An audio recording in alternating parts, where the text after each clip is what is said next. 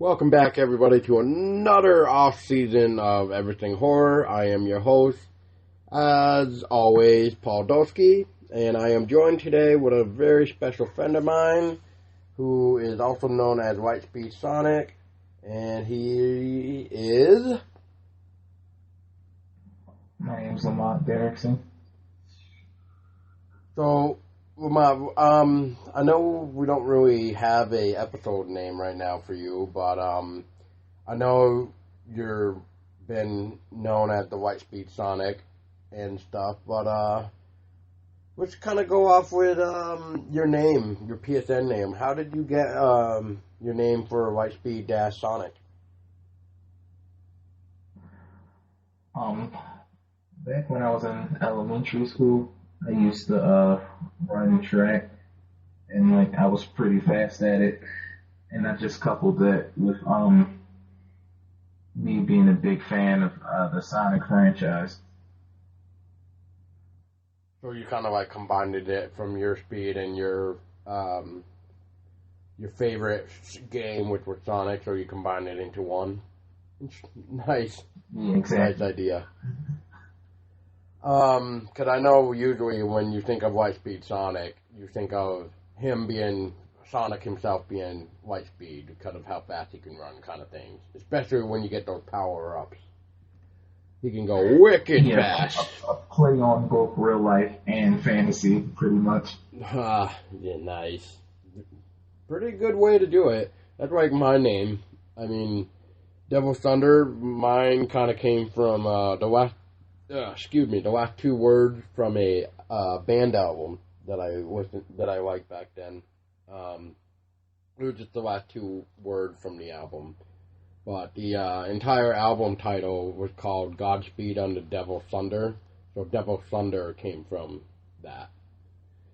So I kind of figured you got it from that, but I didn't want to assume and be wrong. So you do know which album I'm talking about then? Yeah. Okay, cool. I actually had one other person think that it was from that, but he didn't want to ask and feel stupid, but his name gave away what his was, but yeah. So I guess what we could start off with too is what got you into horror? Either film or game. Well, we'll start with film or TV shows even. What was the first thing that you remember that you watched as a horror as a kid or whatever, and you're just like, wow, I actually like this? It would have to be between Child's Play and Tales from the Crypt. More than likely, maybe it was Tales from the Crypt. Which, for anybody listening, Lamont was actually on technically episode 2 of the regular season, but it was episode 3 or whatever, depending on how technical you want to be. But anyway, he was actually with us on our Child's Play episode. And we were talking about Chucky, which is one of his favorite horror franchises, which we'll probably discuss a little bit more in this podcast as it goes on. But, so you were saying, Lamont, that you were kind of getting into Chucky and Tales from the Crypt. Do you remember anything from, Tales of the Crypt? It was one of my favorite episodes. My memory is fuzzy on it, but the one, the guy, I think he robbed a bank or something like that, and he got, I think, maybe stranded out in a desert. Yes, I know which one you're talking about. Yep. I forget the name of it right now, but yes, I know this one. But yeah, you're right. You're right so far. Yeah, they robbed a bank, and then the guy got stranded in the desert, and there's actually a vulture that is following him, and the guy's just like, "Get away from me, vulture! I ain't gonna die." Yeah, that one. Yep. And then what happens? He dies. Or he's getting about ready to die, and then the vulture comes in for the kill. Yeah. Yeah, that was a good one. Yeah, I was telling Crystal last night when we were doing hers. One of the favorite ones that I like and remember is the comic book one. But there's also a couple other ones that I'm drawing a blank. But that one was really good too. Same with like the wife one, I think it was, where the guy was like trying to marry this woman for the money, but that kind of backfires. Oh yeah, that's like the typical story with most things too. Yep. Otherwise, I also like the graveyard one. I'm trying to remember exactly. It was like this guy was digging a grave, and then like he looked up, and everybody was standing like outside the grave, and I believe he ended up getting shot or some shit in the grave. I don't remember though, because it's been a while. But Yeah, it's been quite a bit. well, it doesn't help when you have all 7 seasons and the 3 movies, so you kind of can't remember everything. But so what about Chucky though? What do you remember of Chucky when you were little? Um, See, I remember all of them, but as I said before, my favorite was the second one when they went to the good guy factory. Right. That was I don't know why I attracted to that one so much, but I just found it so good. Maybe because it just seemed believable to you. Yeah, that one definitely is a lot more believable. Yeah, I mean, don't get me wrong. The first one is pretty believable, but I do see like what you're saying about two because the acting did seem to get better. I guess is the one I want to say too. Like Yeah, like yeah, it was okay in the first one, and then they learned from previous mistakes and made it better. yeah, exactly. So what about gaming wise? Like, what? So, do you remember like the first horror game you ever played, or you could? Um, Yeah, we'll start with that real quick. it was it had to be Resident Evil. I'm assuming the first one, Yeah, see, I had the first and the second one at the same time, right? but my favorite one was Resident Evil 2. Resident Evil 2 was the first one I ever played, and then I went back and played all of them, and I loved all I was scared of 3 back then. of them. Oh my god! Yeah, that game got me too, especially when you hear Nemesis coming with a rocket launcher, or like the rocket launcher, like rocket, like itself goes like kind of drifts by you and explodes, and it's just like, what the fuck? Yeah, if I could play that game straight through if it didn't have that. Right. But what are some of your favorite horrors, like films, games? um, Child's Play, Tales from the Crypt, Leprechaun was pretty good. I mean, except for when it was trying to be silly. Um, I think that was like 4 and on is when it started to become silly. I think. yeah. Hellraiser was good. I'm trying to remember the name of one of them. There was, of course, the original From Hellraiser. Dusk Till Dawn. Oh yeah, Dust Till Dawn. Yeah, that's another classic. I like Outlast, of course. Well, what kind of stuck with you with Outlast? What did you like about Outlast? It was different because like the taking away the ability to defend yourself. That's You what like made it so more you like the challenging. fact that you couldn't get caught. So like if you got caught, you would die, you kind of like that idea? Or did you really think that they maybe should have given you like a fighting chance to get out of the grapple? Yeah, maybe certain parts I believe they should have. Like, I can kind of understand the Chris Walker part because he's too big. But, yeah, the normal people that you see around, maybe it would have been okay to defend them off. But it was interesting just to have to use stealth basically the entire game. Right. Now, did you have any favorite villain from Outlast at all? And you can even include DLC too.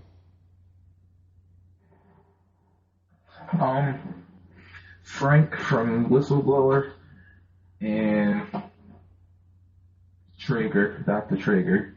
You liked his big scissors, did you? Yeah.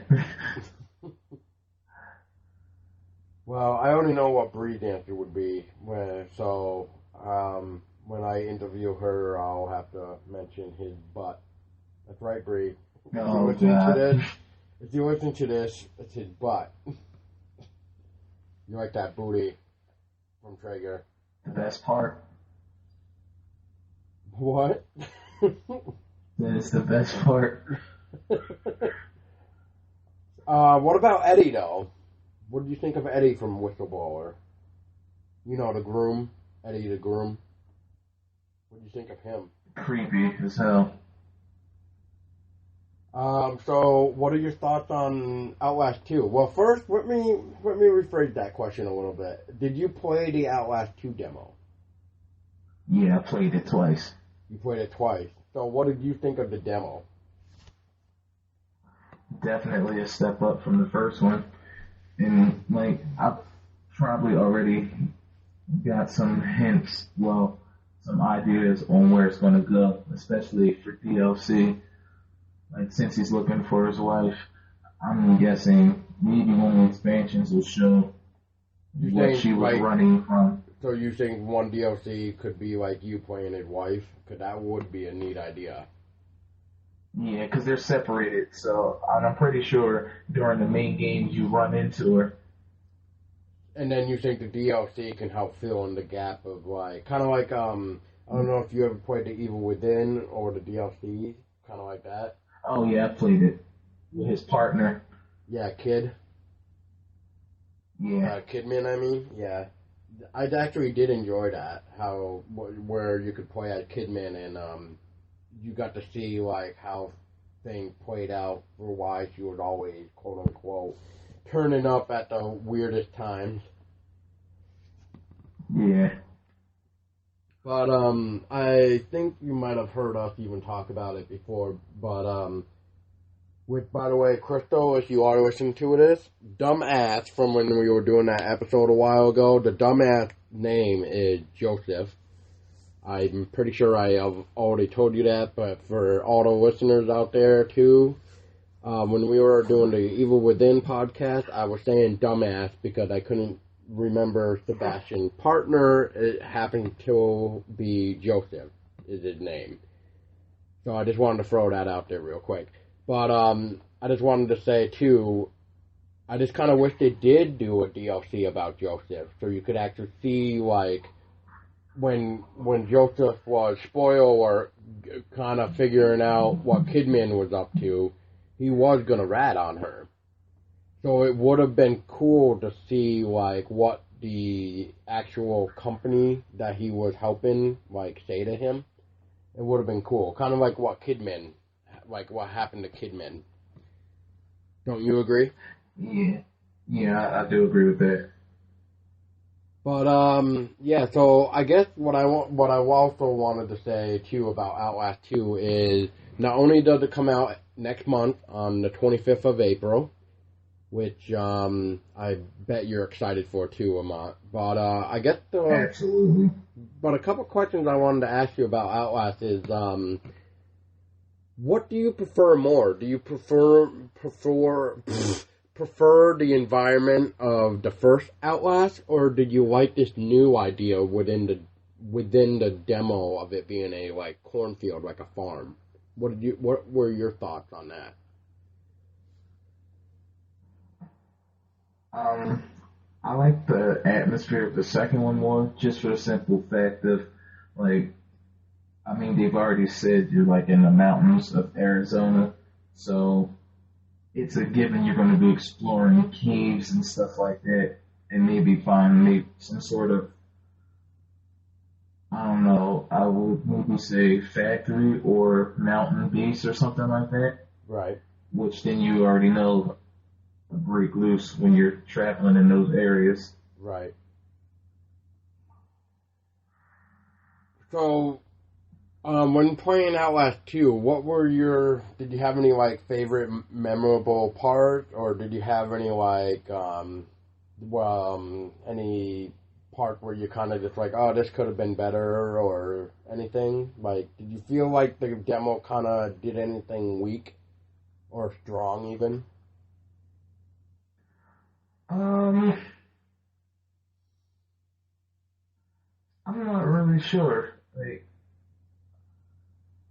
Like, did you just pretty much play the demo and say, wow, that was a great demo? yeah, I did, but then when I played through it the second time, I thought like maybe there's some stuff that will be different in the full release. Like the ending, obviously you're not going to get killed by whoever that woman was. No. But you will meet her, though, in the game, I'm assuming. But she probably will have some type of big role in the game. Speaking of Yeah.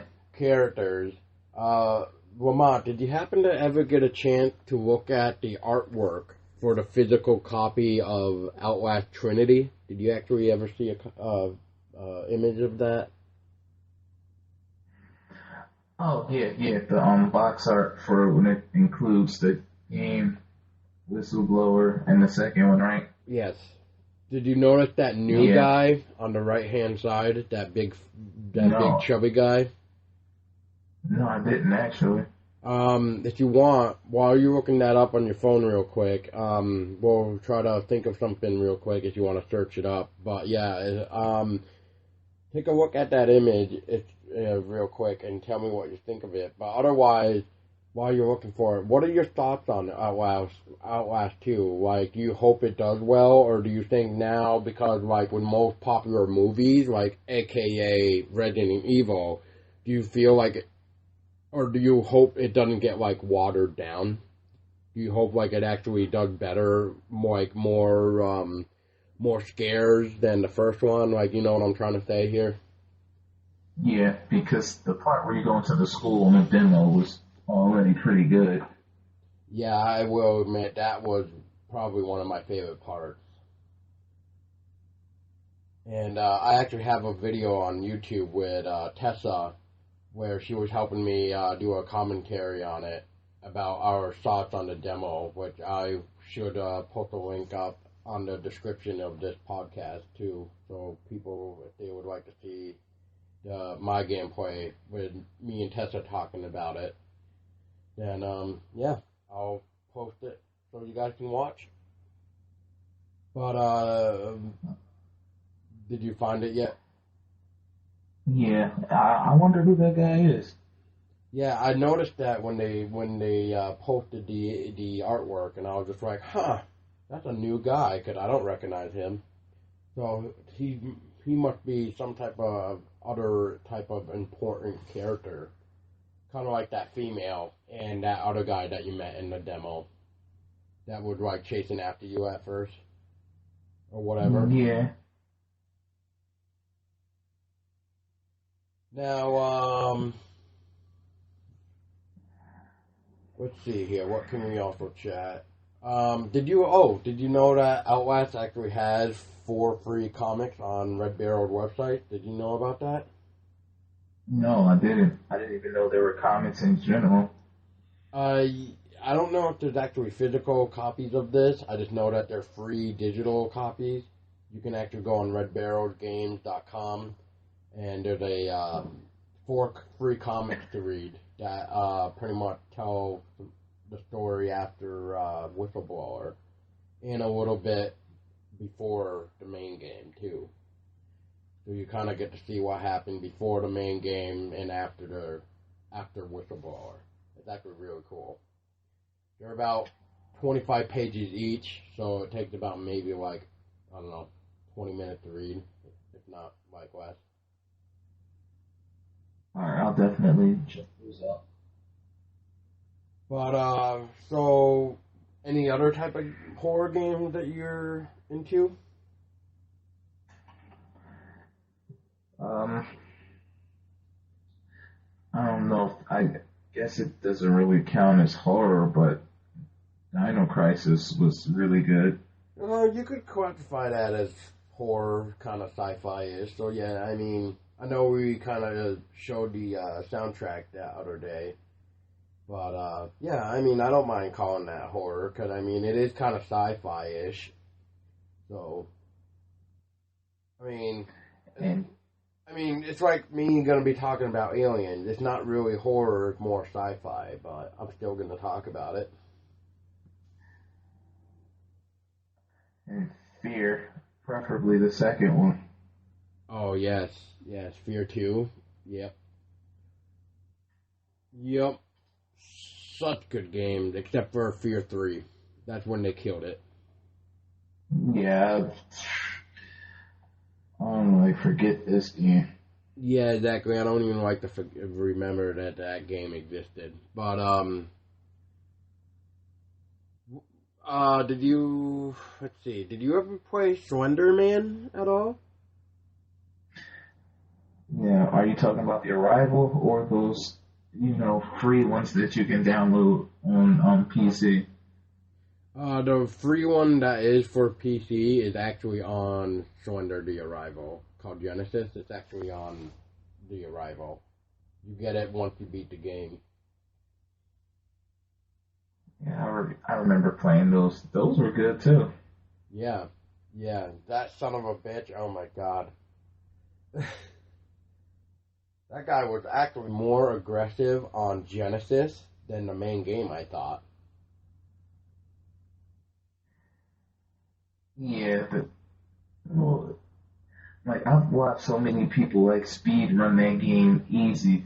Oh yeah, yeah, yeah. That game can get pretty simple once you like know everything.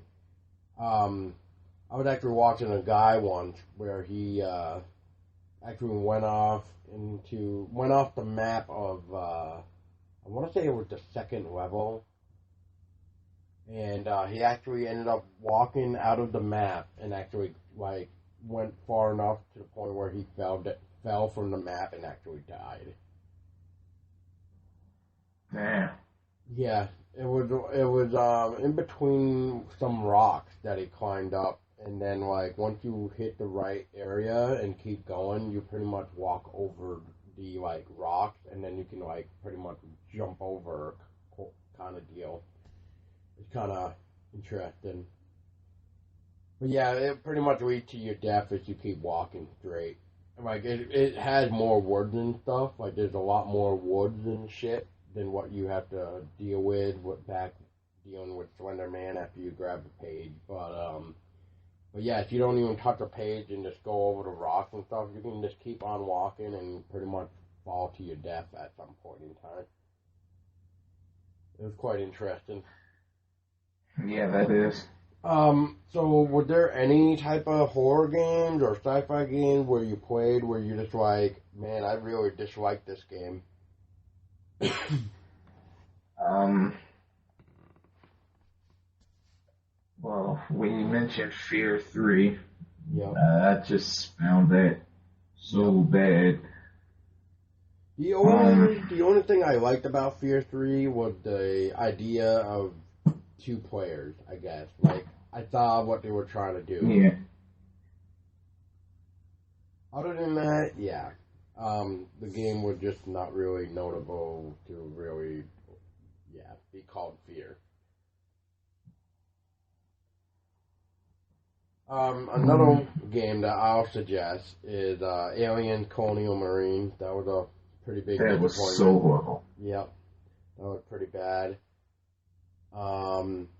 I actually even thought AVP could have been a little bit better, but it wasn't as bad. It's not as bad as Colonial Marine, but, I just feel like that game, too, could have been better. Alien versus Predator.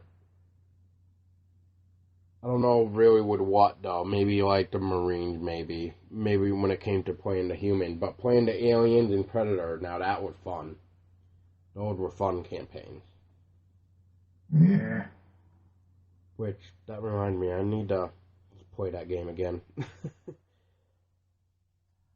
So Lamont, are you into any horror novels, graphic novels, like 30 Days of Night, I don't know, Dead Space, did you read any comics at all? Not horror ones, no. What are some of your favorite novels? What are your favorites again?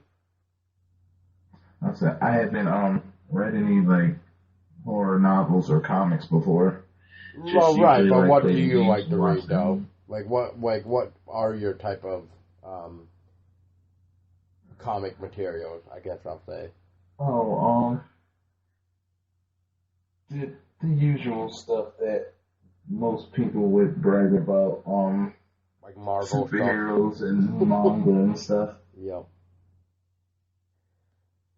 So, what about movies or game soundtracks?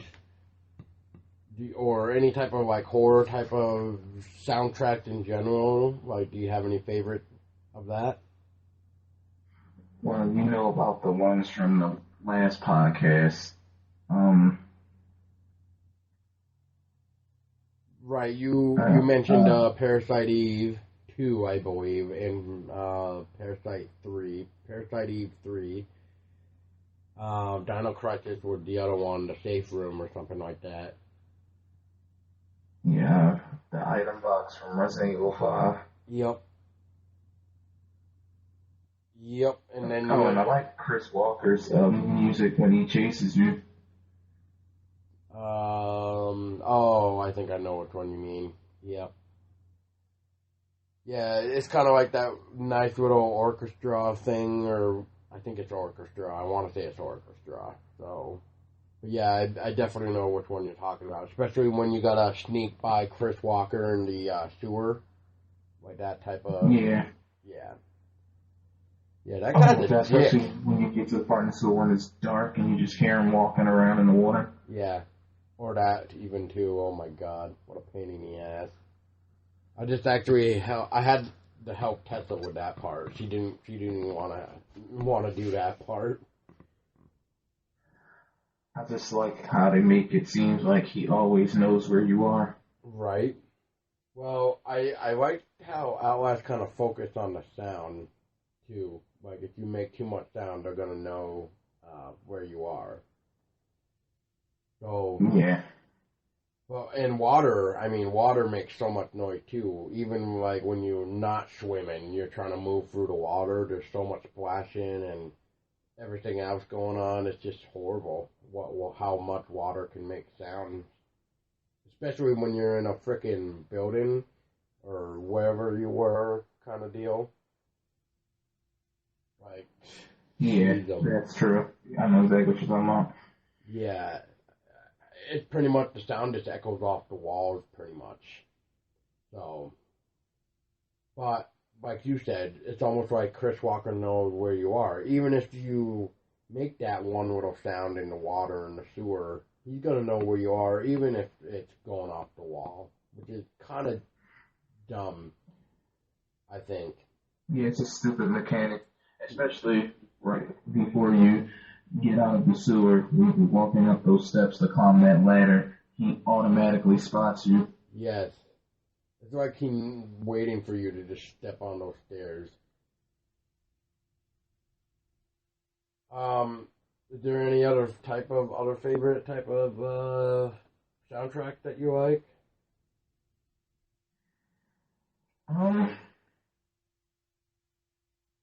Or Or any other type of other movie films or something? Have you ever seen John Carpenter's Vampires? Yes.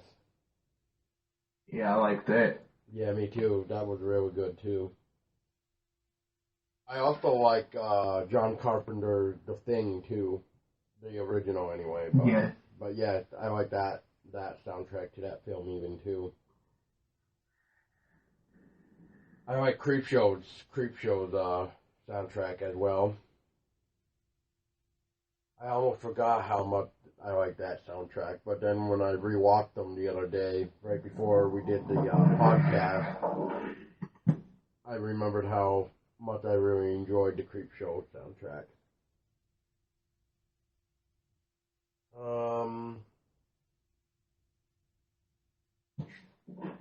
Trying to figure out. I mean, I think we kind of covered all the things that I wanted to say, but is there anything that you would want to mention, Lamont? No, you're doing a good job, actually.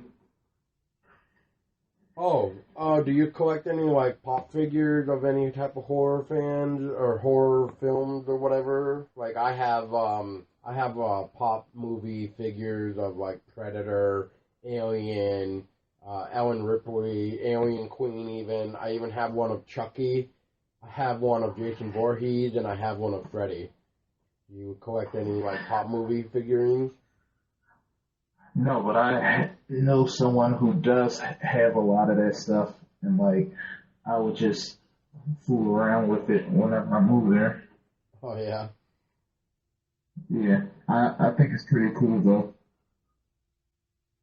Yeah, I mean, there's so many of them, but I mean, I like that you can the detail even. I mean, I know they're pop figures, but the detail even for these pop figures are even good. Like they definitely put in some time in them. So that brings kind of to my next topic then. These are like my last two questions for you anyway, and then we'll debate on if there's anything else, and if not, then we can end it there. But, so my next question is there any upcoming horror films or sci-fi films or anything that you're looking forward to? Cult of Chucky. But you've probably already seen that coming. Yeah, speaking of which, so I'll let you continue unless that's the only one. Is that the only one?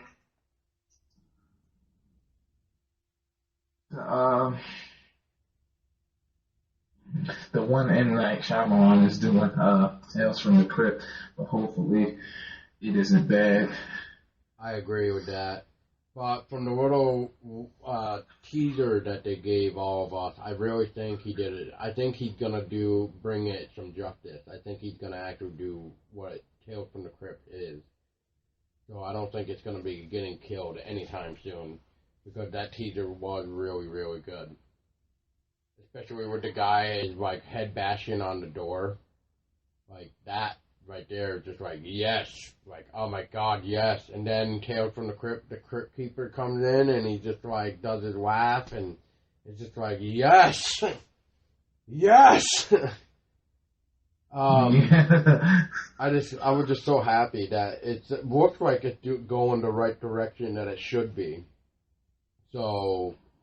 And I'm usually not a fan when it comes to remakes or anything. So, as long as they do it right, then I'm going to be on board with it. As long as they write good little short stories, I'll be on board with it. But the minute they, like, take away the Crypt Keeper and stuff like that, what they were originally planning, I don't know if you knew that, but they were originally planning to not even add in the Crypt Keeper. Pretty much kind of like what happened with Creepshow 3, which if anybody listened to that podcast, I kind of was saying in Creepshow 3, the Creeper wasn't even in the Creepshow 3, even though it's a disaster and you shouldn't even watch it anyway because it's a waste of time. But if you do want to see it, check out Creepshow 3 on YouTube because it is on YouTube. So save that money.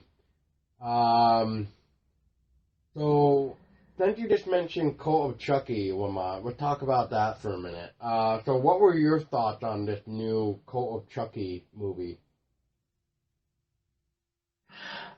I think it'll be better than Curse of Chucky, especially now that it seems like they're going back to its roots rather than the comedy that they've done with Seed of Chucky, even though I like that too. Now, are you satisfied with the fact that Jennifer Tiffy is gonna be back? Yeah, she one of the important characters.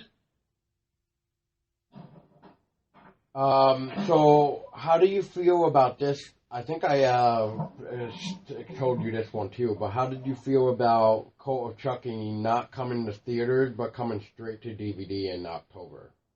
'Cause they are shooting for like an October release date right now.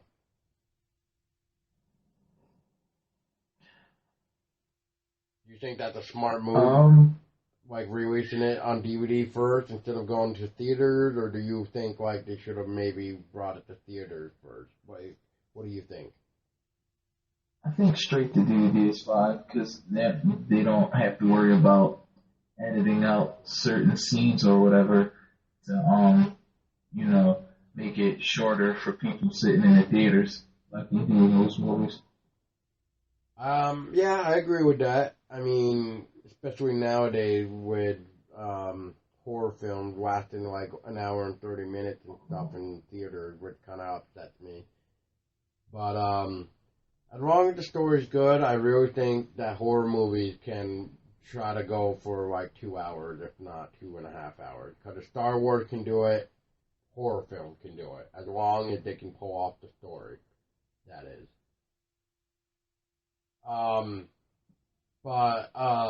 Yeah, I mean, I just thought that was really interesting when I first heard that Cult of Chucky wasn't even coming to theaters. They were just going to release it right on DVD for like an October release. I thought that was kind of a very interesting choice.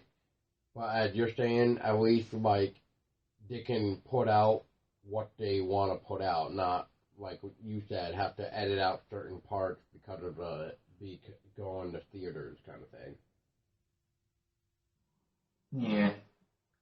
Now, I'm trying to remember the storyline a little bit from what they were saying, but I guess Andy is back in this one because he's coming in to rescue what's her face from Curse of Chucky, who went to the asylum for being mental, confused or whatever, because everybody thinks that she killed everybody from Curse of Chucky. So, yeah, that's going to be interesting. And I guess Chucky is, like, taking people out in the asylum. So, that's interesting. But what are your thoughts on that, though, even? Like, do you feel like the whole asylum approach is necessary, considering Chucky is trying to go after her, since she is, like, the last, like, family blood thing? What are your thoughts on that? I think it'll be interesting, especially in like a closed off area like the asylum. So it'll be kind of hard for them to escape. Yeah, especially when there's nothing but doors with locks around, and you need keys to get out of, and you're always, like, being watched. Kind of like with Nightmare on Elm Street with, what was it, number 3, Dream Warriors. That's probably my favorite Nightmare on Elm Street. But, I mean, once again, you got these crazy kids that parents don't believe that they're dying one by one from Freddy, who is come get you in the dream. So they try to help you there, and then all shit goes to hell. And yeah, even there, man, they had high security. But, I mean, did that stop Freddy? No. Even though he comes in dream, but he somehow managed to get that one kid to go through that very high security door before he walked off Freddy walked him off the ledge. while the other kids were trying to wake him up. So it is going to be very interesting how they're going to pull this off. But so are you looking forward to any upcoming horror games or sci-fi games? Is there anything coming out that that kind of caught your attention? So far, Friday the 13th, Outlast 2.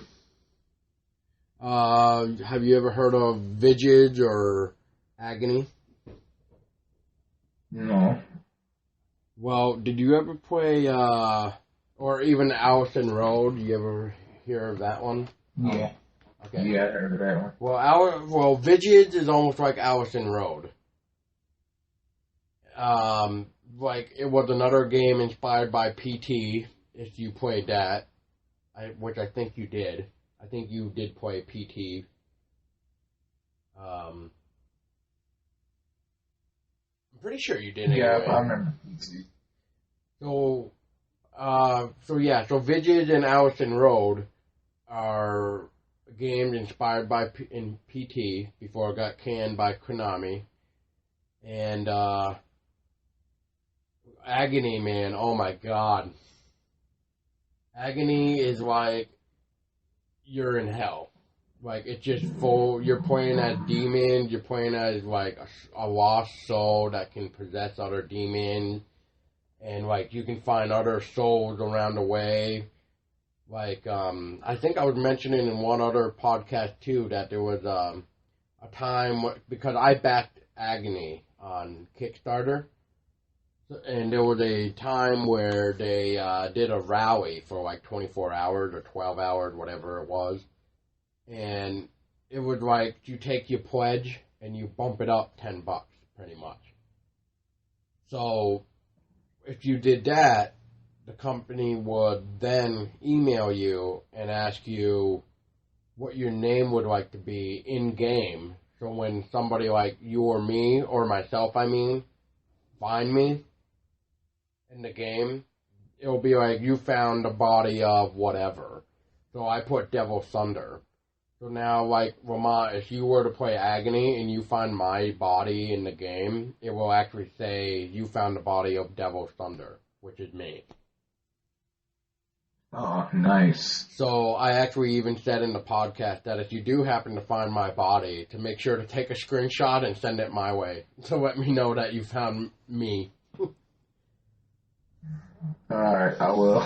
Yeah, but if you've never heard of Vigid and, like, Agony, I would definitely tell you after this podcast to check them out. And once again, I will post links up for these bad boys because they are definitely worth checking out. But I mean, you'll be stunned with Agony, man. I mean, those graphics are so amazing for PS4. Like, it's just, I can't wait. I really can't wait for this game. And it's shooting for like a June release now, from what I understand. So, we just hope that the game can be as good as they say it's gonna be. If the story is just as good as the graphics, even, oh my god. You'll probably be seeing me play that game for a while. Mm-hmm. What was that, Lamont? I'm sorry. I said I'm interested in seeing this. Yeah. But we already kind of talked about Outlast 2. So we'll talk a little bit about Friday the 13th.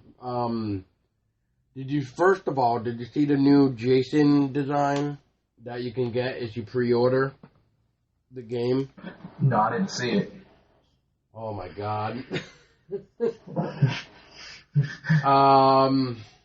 Okay, well then, if you want, go on Facebook real quick, type in Friday the 13th the game, and it's right on the Facebook page. But while you're doing that, we'll talk about the game while you're looking for it. It's actually a design made by Tom. This is his first design of Jason Voorhees since Jason Goes to Hell. And it looks amazing.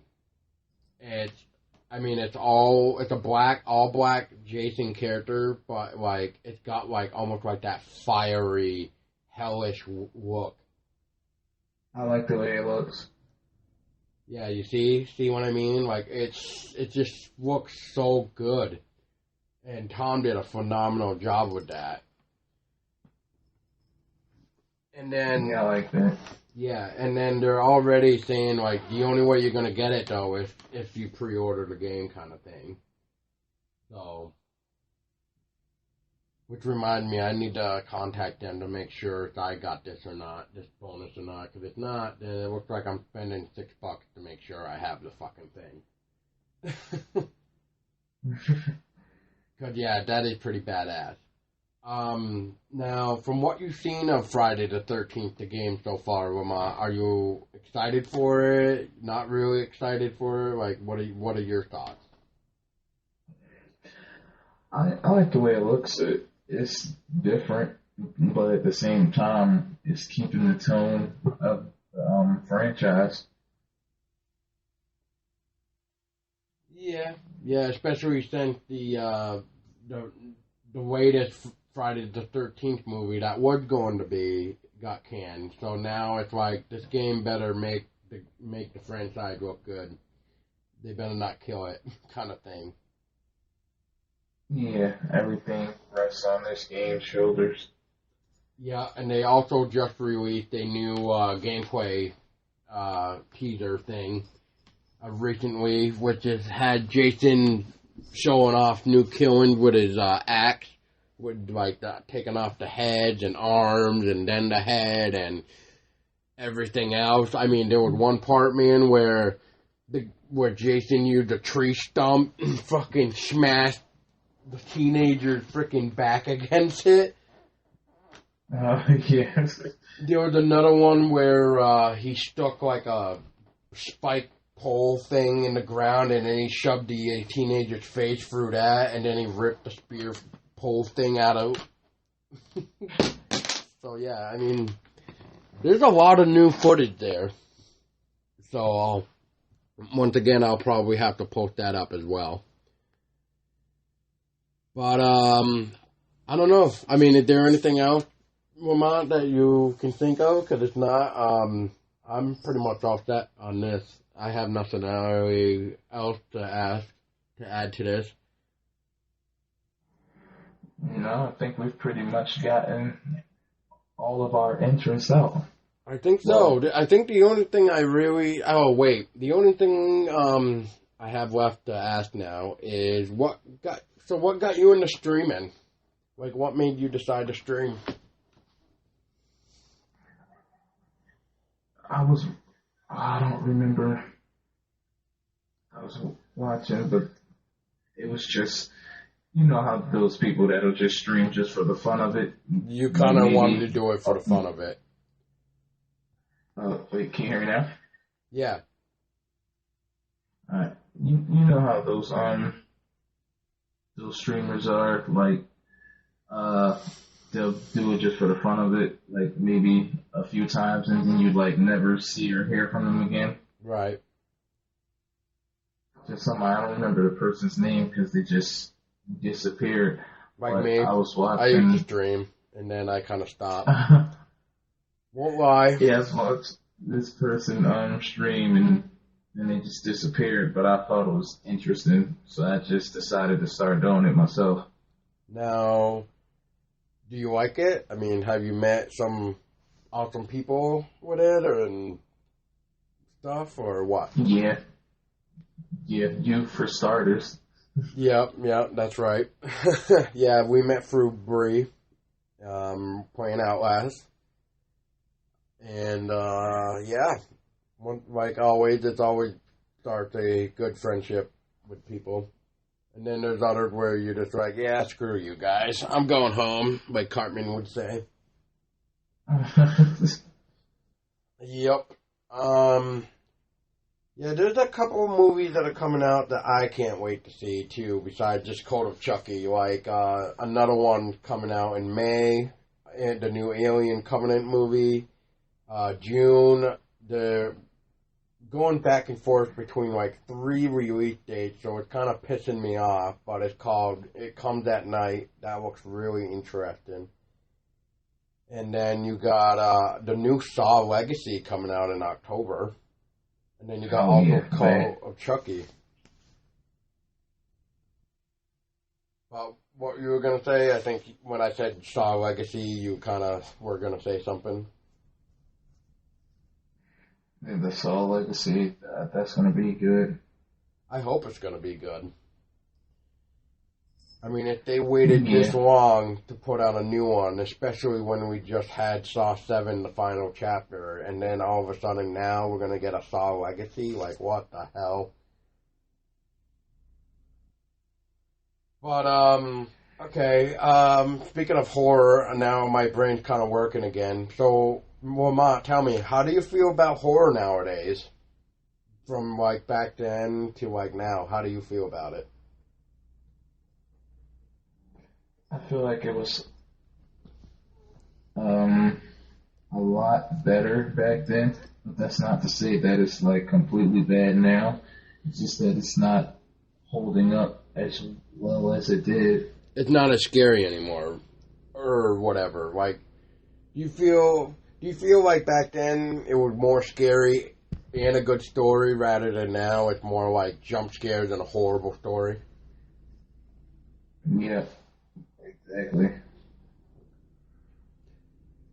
Yeah. Were there any type of movies that you liked, like originals, and then they remade them? Did you ever see any remakes of certain movies that you thought were going to be good, but you hated in the end? Texas Chainsaw. It's like these newer ones aren't as good as the older ones. No. But then again, there's supposed to be a new movie of that even coming out, and it's called Leatherface. But this has been getting delayed by years, so I don't even know if it's even coming out. Because the last that I knew, it was supposed to have been out by now, this Leatherface film. See, I don't think I've ever... Oh, wait, yeah, I have. I know what you're talking about.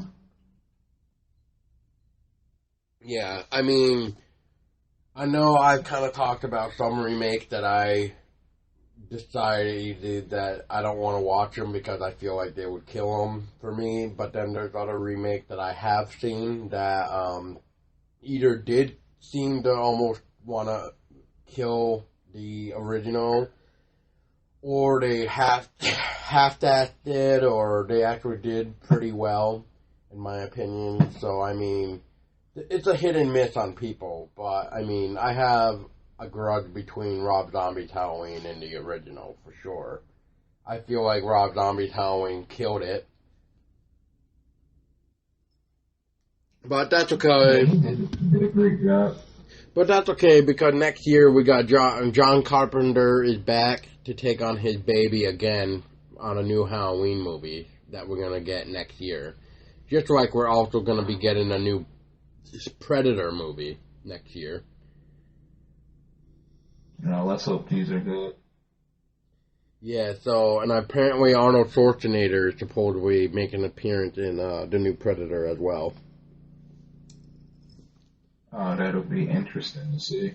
Yeah, there was like a little teaser trailer on YouTube about it, where Arnold is face to face with the Predator, and he's just like, I've been waiting for this moment again, or something like that. I don't remember right now. I don't really remember the teaser trailer right now. I just remember Arnold Schwarzenegger is like face to face with a Predator, and he just says something to him, and so it's just like, damn.